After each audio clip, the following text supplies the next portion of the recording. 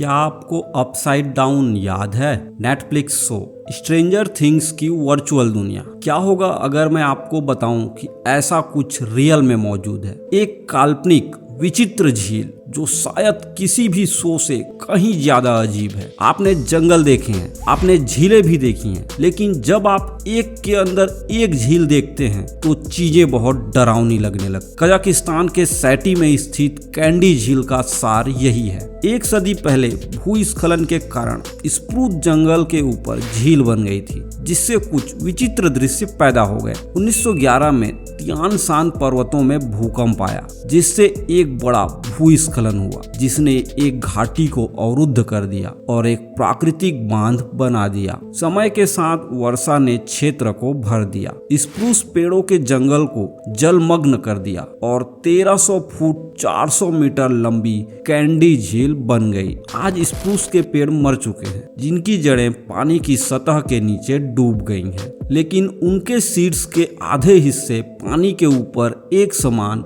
धब्बे में ऊंचे हैं, जो भूतिया जहाजों के मस्तूलों या विशाल भालों की तरह दिखते हैं। ये भयावहता तब और अधिक स्पष्ट हो जाती है जब पानी पर हल्का कोहरा छा जाता है या जब सर्दियों के मौसम में झील जम जाती है, जब पेड़ नेविगेशनल बीकन से मछुआरों के लिए सहारा बन जाते हैं। इस जंगल का सबसे शानदार नजारा पानी के नीचे है। वहाँ पेड़ों के तने सड़ने से बच गए हैं और इतने समय बाद भी उनकी शाखाओं पर सुइयां पूरी तरह से सुरक्षित हैं। ये दिलचस्प विशेषता झील के ठंडे तापमान के कारण है, जो गर्मियों में शायद ही कभी 43 डिग्री फ़ारेनहाइट से अधिक हो। सौभाग्य से आपको इस चमत्कार की एक झलक पाने के लिए डुबकी लगाने की जरूरत नहीं है। यहाँ पानी इतना साफ है कि आप किनारे पर सुरक्षित रहकर इसकी गहराई में दूर तक देख सकते हैं। यदि आप सर्दियों में कैनेडी में खुद को पाते हैं तो जान लें कि झील जम जाती है और इसका बर्फीला पानी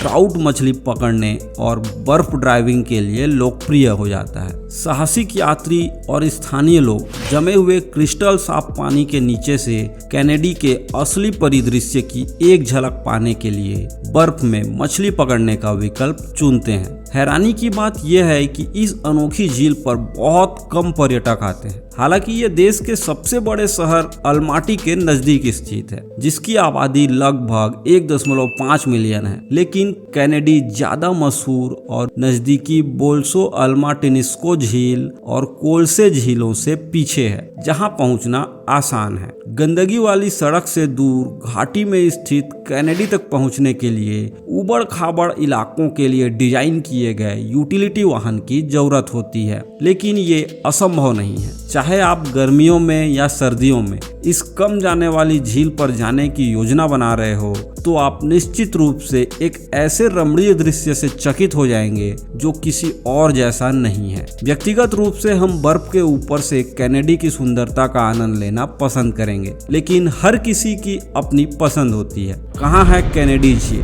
कैनेडी झील कजाकिस्तान में स्थित है, जो देश के सबसे बड़े शहर अलमाटी से 80 मील की दूरी पर है। हालांकि ये एक अज्ञात क्षेत्र है जहां हर साल कुछ पर्यटक आते हैं। इसका कारण शायद इस झील तक पहुंचने में कठिनाई है, जिसके लिए आमतौर पर एसयूवी या यूटिलिटी वाहन में कच्ची सड़क पर गाड़ी चलानी पड़ती है। लेकिन नज़ारा देखते ही आपको तुरंत पता चल जाएगा कि ये प्रयास इसके लायक है। यहाँ वास्तव में क्या हो रहा है? झील की सतह से बाहर निकले लकड़ी के खंभे दरअसल पेड़ की टहनियां हैं। पेड़ों के बाकी हिस्से पानी में डूबे हुए हैं, जहां वे घने हैं, पानी के नीचे के जंगल की तरह मौजूद है। लगभग 1 शताब्दी तक बारिश ने इस क्षेत्र को भर दिया और यहाँ मौजूद शंकुधार जंगल इस वर्षा आधारित झील के पानी के नीचे डूब गए। इस तरह से कैंडी झील का जन्म हुआ। तब से पानी के बाहर रहने वाले पेड़ों के सीड्स मर गए और सूख गए, जबकि पानी के नीचे डूबे हुए हिस्से हालांकि मृत भी थे, लेकिन अपनी मूल स्थिति में संरक्षित रहे।